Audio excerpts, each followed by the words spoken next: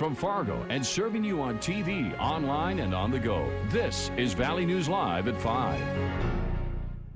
We begin with new information tonight. The search for a missing Fargo man is over. Good evening and thank you for joining us. Andrea has the night off. After days of searching, the body of 41-year-old Scott Fonder was found in the Red River. Fonder was reported missing by family members on October 9th. Fargo police were able to track Fonder's phone near Dyke East in Fargo, and every day, Valley Water Rescue and the Fargo Fire Department have been searching for him. Fonder's body was found yesterday, and at this point, no foul play is suspected. And also new for you, police in Clearwater County found the remains of a woman that is believed to be 28-year-old Haley Lynn Soyring of Elbow Lake Village. Soyring was reported missing on Wednesday. Police say they found a burned-out car last night that matched the description of the car Soyring was driving. The body was found near the car just northeast of Aleta, Minnesota. The body has been taken to the Grand Forks County Medical Examiner's office to determine the cause of death. Completely disgusting. That was the reaction by the victim to the Pembina County court sentence this week. The defendant received no jail time for an assault charge against him. And Alan Cole says he was not received justice after being hit on the head with a board by Wade Callis in Walhalla. However, as Valley News Team's Neil Carlson shows us, there are two sides to this whistleblower story. It happened at the Northdale gas station in Walhalla last May. It was a rush to be first to the pumps. Alan Call and Wade Callis flipped each other off. An argument ensued, and Alan Call was struck in the side of the head with a board swung by Wade Callis. Call says he wound up in the hospital, and it's led to continuing medical problems. Yes, I've had headaches for in excess of 5 months straight. The headache has not gone away. My blood pressure has been elevated severely because of this. However, Pembina County Prosecutor Ryan Biala says there's also another side to this story, that Wade Callis said Call came after him, so he hit him. The prosecutor says Callis agreed to what's called an open plea. Callis pled guilty to the assault charge and let the judge decide the case. The judge could have given Callis up to 1 year in jail, but Callis was sentenced to no jail time and 1 year probation. What's your reaction to that sentence? It's completely disgusting. You think you've received justice? No, absolutely not. But the prosecutor says this was a much more complex case than Alan Call makes it out to be, and there was no surveillance video or witnesses at the scene. So it was one man's word against the other in a case that's left Alan Call much less than satisfied. Neil Carlson, Valley News Live. So we reached out to Wade Callis for comment on the story, but we have not heard back. And Alan Cole tells us he's planning a civil lawsuit for damages against Callis. If you need help uncovering fraud and corruption in your community, be sure to call our Whistleblower Hotline at 701-237-6576 and leave your tip. That way, a member of our investigative team will get on the case and go to work to expose the truth. As we had hoped, the sun is shining today, and it looks like a beautiful start to our weekend. Let's head right over to meteorologist Robert Hahn for a look at tonight's forecast. Robert?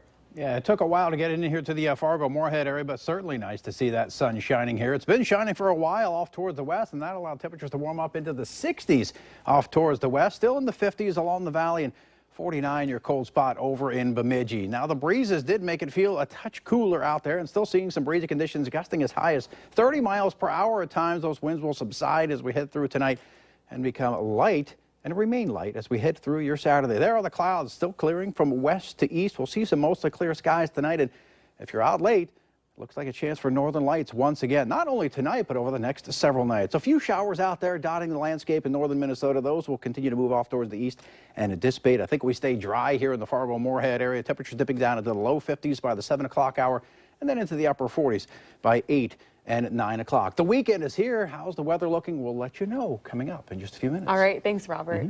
And as a reminder, you can stay up to date on the weather conditions where you are anytime on your smartphone or tablet. Just download the Storm Team Weather app to get the latest weather conditions and even follow the radar live. Search VNL Weather in the App Store. The Grand Forks Police Department is asking for your help in finding a missing man. Keith Ray was last seen around 10:30 Thursday night. If you have seen Keith or you know where he is, be sure to contact the Grand Forks Police Department at 787-8000. Use your Submit Your Tip online or download their Tip 411 app. Minnesota Governor Mark Dayton says he will call a special session to address rapidly rising costs for people buying health insurance through Minnesota's state exchange, if legislative leaders can come up with a plan of action. Dayton said last week the federal health care law was no longer affordable for many people. Both Republicans and Democrats in the state have called for legislative action, and Dayton says they should come up with a plan by November 1st. The state's top insurance regulator said this fall that Minnesota's individual market is in a state of emergency. Premium increases are ranging from 50% to 67%.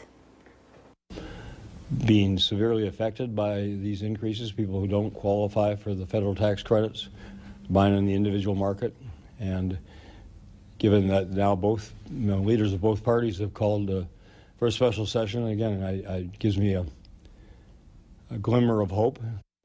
Registration for the 2017 Affordable Care Plan begins November 1st. Dayton says if a special session is called, he doesn't see it happening before the election. It's an effort to keep prescription drugs off the streets. The Moorhead Police Department is holding a drug take-back event tomorrow. It's a good time as you go through the medicine cabinet and get rid of potentially dangerous, expired, unused, and unwanted prescription drugs.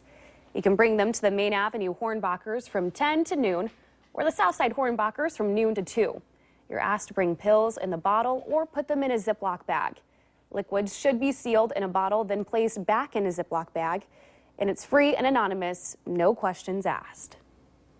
Moorhead Police are joining the online Crime Stoppers website Nextdoor, which helps provide important updates and information about neighborhoods. City leaders say it's a way to build stronger, safer neighborhoods. Police warn people, though, that Nextdoor should not be used for emergencies. You should still call 911 with urgent matters. It's Friday, and it's time to take a look at this week's Valley's Most Wanted. But it's a little bit different. Darren Strauss is now in custody after he was wanted for a probation violation on felony drug charges. This brings the total arrest count to date for the Felony Friday program to 545. Many people love dogs, but some breeds are more loved than others. October is Pitbull Awareness Month, and some local businesses are trying to teach people that it really comes down to the dog and the owner. Valley News Team's Ashley Bishop found out no matter the breed, there's something all dog owners should know to keep themselves safe and legal. Meet 5-year-old Stella. She is a pit bull but seems to think she is a lap dog. Pit bulls are just like any other breed. They're just a family dog, and they need to have somewhere to go to for baths, nail trim. Kelly Norton owns Stella and operates Prairie Dog, a grooming daycare and boarding center in South Fargo. They're offering specials this month for pit bulls and pit mixes. There's some big box stores and other places that if the dog has a big head, they believe that it could have, bigger teeth and that it's going to bite more or bite worse or be more vicious. There are about 7 dog boarding and daycare centers in Fargo-Moorhead area, but only 5 will accept pit bulls. One saying that they can't take in the breed because of insurance reasons. Dog owners should also know if their 4-legged friend is covered under your own insurance policy. The reality is there are a lot of insurance companies that you need to endorse your policy in order to have coverage for a dog. Insurance agent Derek Christofferson says he has heard of numerous insurance agents that will make homeowners pay extra for owning certain breeds like pit bulls. But at his company, they believe it comes down to the dog, not the breed. We do believe that there are good dogs and bad dogs in every breed, just like there's good owners and bad owners of every breed. No matter the breed, he says it's important to notify your insurance in case an incident happens. According to Christofferson, each year 4.5 million people are attacked or bitten by dogs, with half of them being children. In Fargo, Ashley Bishop, Valley News Live. There are 2 events being held tomorrow in Fargo for Pitbull Awareness Day. To learn more about them, click on this story at valleynewslive.com. A new tap room is less than a week away from opening in Fargo. It's located on Main Avenue right near Kitsona. Front Street Tap opens Wednesday at 4 o'clock and will only serve beer from Minnesota and North Dakota breweries. They will have 30 beers on tap. Pints cost about $5. The owner says they plan to have live music on Thursdays, Friday, and Saturdays, along with trivia nights on Tuesdays. It's a frightening Friday as a local scare attraction opens this weekend to benefit the YWCA's Women's and Children's Shelter. The crypt at Jacobs Manor opens for the season tonight. Admission is free, but you're asked to bring a donation, either toiletries or non-perishable food that will go to the YWCA. Creator Dave Jacobs says it's a fun way to help out locally.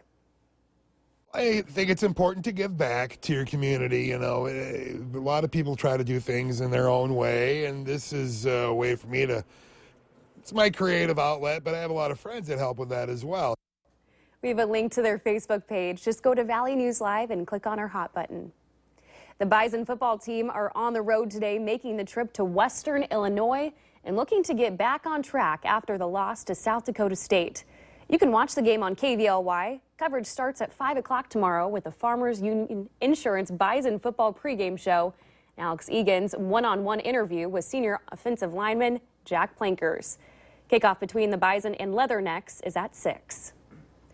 Remember to like Valley News Live on Facebook so you can follow the latest news, weather, and breaking news updates anytime on your feed.